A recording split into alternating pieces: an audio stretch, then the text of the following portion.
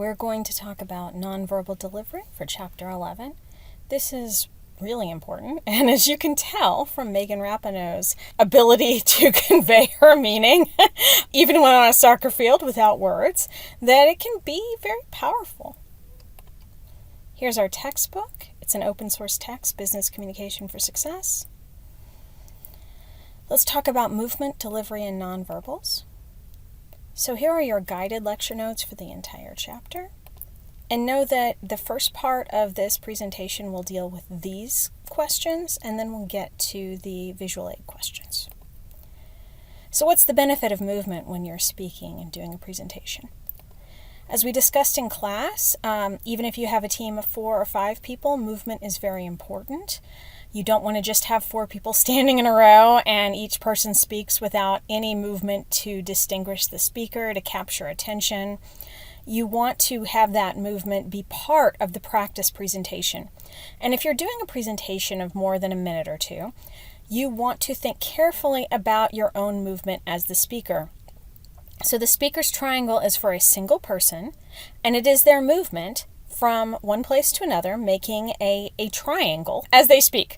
So they'll move to the right, they'll move to the left, and they'll return to where they began. Practice the speaker's triangle, and you'll find that it increases attention because with every movement, the audience attention peaks. And you can actually see this in research. You can see an upsurge in attention and eye contact.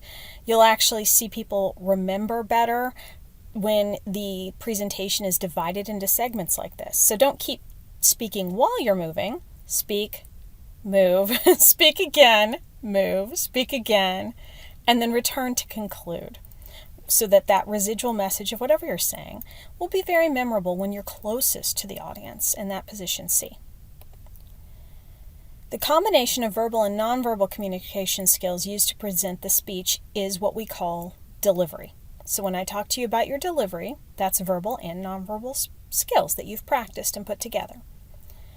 So if you're in the classroom or if you're at home, take a moment, pause this, stand up. Stand in a happy posture.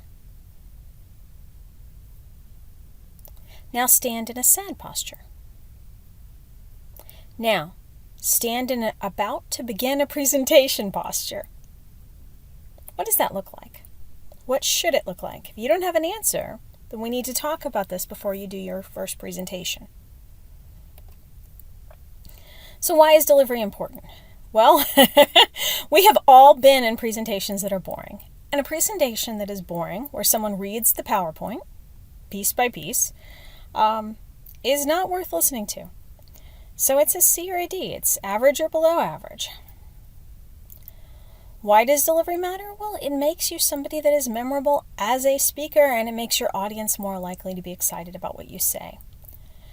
Know that when they study TED Talks, they did a big study on good delivery, they found that when we're looking at specific and nonverbal and body language patterns for the best speakers, over 700 volunteers rated these, and they, the TED Talks, and they found that it's not necessarily what you say, it's how you say it is a key part of determining who's a good speaker. So charisma, credibility, and intelligence rated comparably when watching with or without sound. Isn't that crazy? So your nonverbals matter. When someone can't hear your words, they're going to rate you about the same as when they can hear your words. You've got to stand and look like a good speaker. More hand gestures, more views. So make sure that you move your hands and make sure that your hand gestures go with what you're saying. Flexibility is good. So have vocal variety. That increases ratings on your charisma and credibility. How much people believe you know what you're talking about. Smiling makes you look smarter. True. The longer you smiled, the TED speaker smiled, the higher these viewers perceived their intelligence ratings. So they thought, see him smiling, higher ranking, much smarter. You have 7 seconds. The first impression is made quickly, and it affects the overall impression. So you don't have much time to make that valuable first impression of your intelligence, your flexibility, your charisma. So what are the principles of good delivery? What do you need to think about as you're evaluating your speech? Is it appropriate? Look at your body movement and gestures. Look at your eye contact, your vocalics, and anticipate issues, and then practice, practice, practice. So for appropriateness, you have to understand your audience. You have to know the expectations and norms that audience is going to be looking for in your presentation, and the actual presentation setting and size. How many people? Where? For good delivery, know that you want to use gestures, but limit distracting ones. No hands in pocket, no rattling, no weird lower body movements. Avoid podiums. They limit engagement. So for lecterns or podiums, the rule is don't use them. Remember that you are still being watched when you are not speaking. So if you're part of the group and someone else is speaking, or if you're allowing the audience to think about something, realize that they may still be watching you. So you need to look at them, or you need to look at the speaker. Plan speaker placement and movement in advance. We expect you to practice this.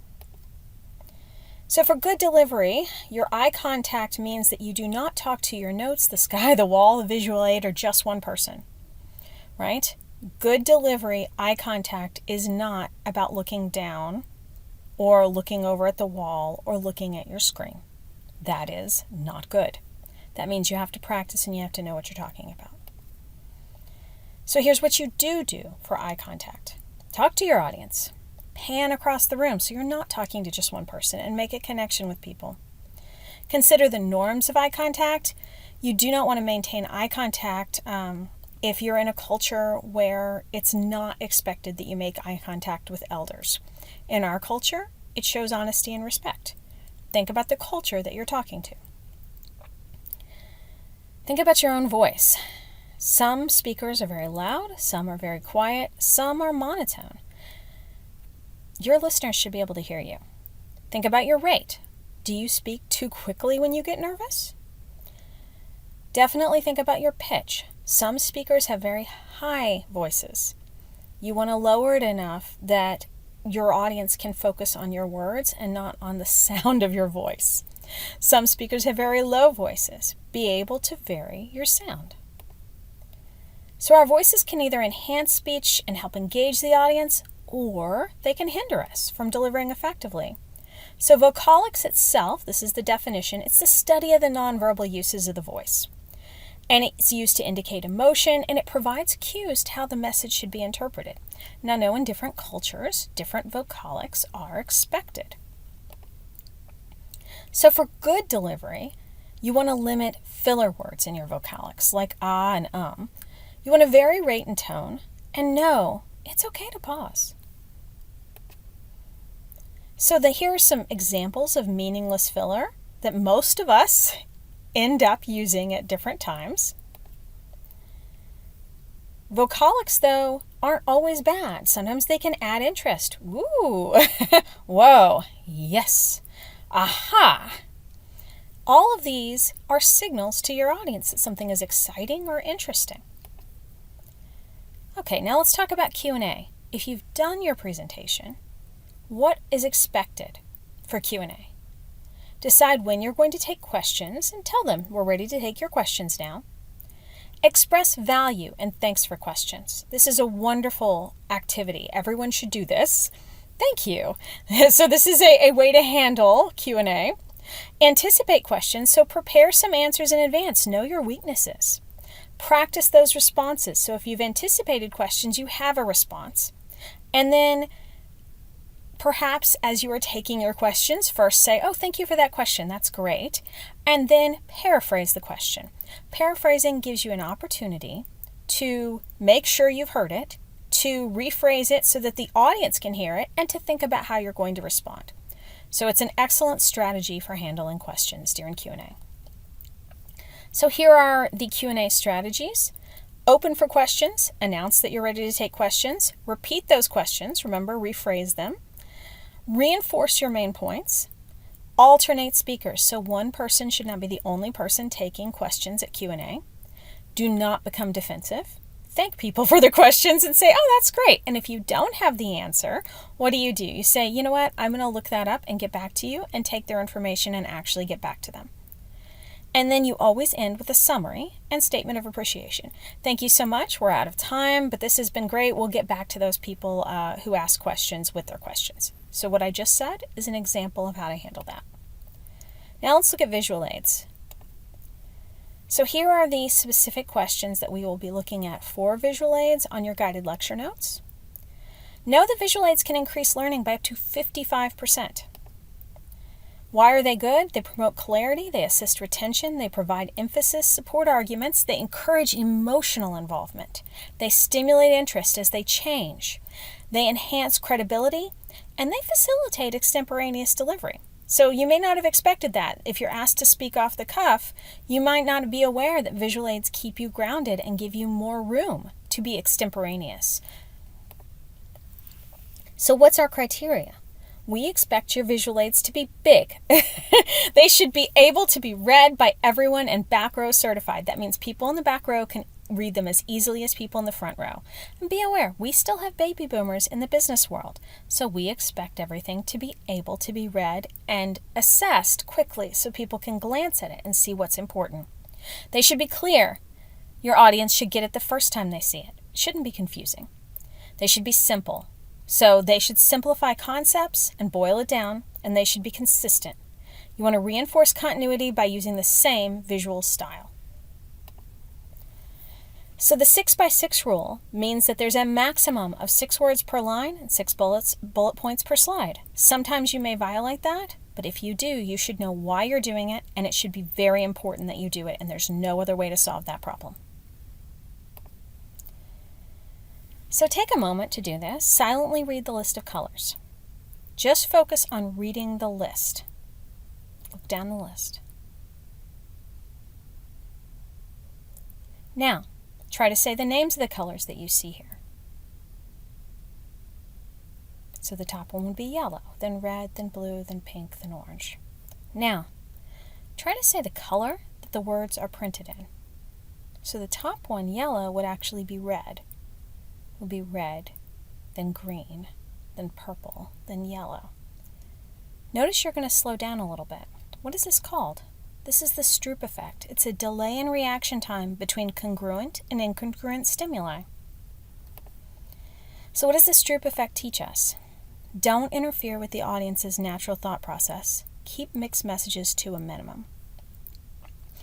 So look at your visual aid. Make sure you're consistent and you are not giving them something strange that doesn't go along with their general understanding of that idea. So don't use red if you're talking about turning everything green and being environmentally conscious. That would be weird.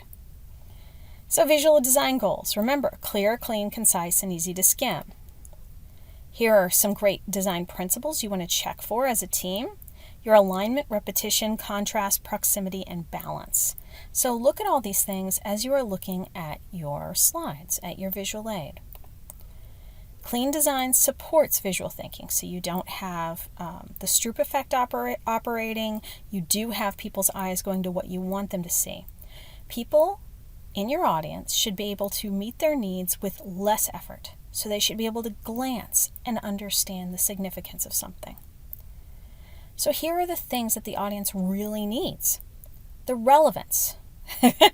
Your visual aid should make it clear why this is important for them and why they should care. There should be an overview, an obvious organizational pattern that shows what's important and what's the main idea. Your visual aid should support basic comprehension. So there should be text that explains the chart, preferably as the title. So if you have a chart or graph, your title should tell them what's important. Profit increasing month over month would be a great title if that's what you're trying to express. And then when I look at the graph, I can see that.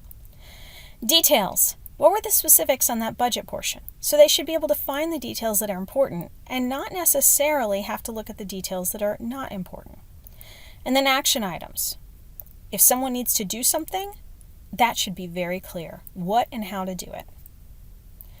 So no, the 6x6 rule Make sure that you introduce elements one by one so your audience doesn't get overwhelmed. That might be the only place that you'll use animations. Please don't use animations routinely. Only use them when you're introducing elements one by one to show a complete picture of something. Do use keywords and avoid sentences. And your font size. Any font smaller than 24-point font cannot be read. I recommend 36-point or higher. So if you're looking at these font sizes, you kind of get a sense of why I would make that recommendation. Good visual aids really focus on font and font size, and that should be consistent. That's where teams tend to have issues, and that's an easy problem to fix. So if you aren't looking through all the visual aids and all the different slides people create and fixing this, you have a problem. It's a C. You're starting at a C. Do not overuse animations, only one by one to fill in elements of a more complex idea. Do think about your use of colors. Remember, more is not necessarily better. Think about readability. Think about consistency, the backgrounds that are being used, and how busy they are, and balance. So notice this ineffective slide, and then here's a more effective slide. See the difference? Why is it better? Here's an example from our own website. Notice how we've improved that. So this shows you where the eye would focus very easily and how you can improve your bullets to make them work better. Think about balance, and by that I mean, is this symmetrical or asymmetrical? And if so, are you mirroring the image, or are you using elements that are of equal weight but not identical? So you can have two forms of balance, but you want to think carefully about why and how you're doing it, and you want to think how the balance of that slide is both consistent with the rest of the presentation and how it draws the eye to what is important. You may also want to consider the rule of thirds. This is often used in photography, but you can see how it works here. If you divide a slide into 9 parts, equal parts, you can see how by focusing on the areas where you have overlap, those lines and the cross sections, you increase interest and you use a greater portion of the slide to increase balance. This is a more interesting slide on the right, and the eye follows it better. People read this easier. This is an example from Beautiful AI of some things that you can do. It's a PowerPoint or slide visual aid maker. So, simple message. Definitely you want to have some sort of easy to read graph. Often you'll show the team. It's just a lemonade stand, but this is an example of how we look at many startups. Using that same that same improvement idea, they use icons here to show the flavors. You can show where you're specializing. A timeline here. The market research that's easy to read and easy to see and understand. The demographics. Product pipeline. And the thank you. So that was just one example. That's something that they use to show the different types of slides that were available. We expect to see all of these types of slides in your business school presentations, and they need to be based on real data. So in review, you should know what the speaker's triangle is now. It's movement-based, and you should have a better sense of how to use facial expressions, whether to use lecterns or podiums, vocalics, and how to answer questions in the Q&A. You should know the appropriate font size, 6x6 rule, what we expect when you prepare visual aids, and some do's and don'ts of visual aids, things that you shouldn't do. So here are some references. Thank you and have a great day.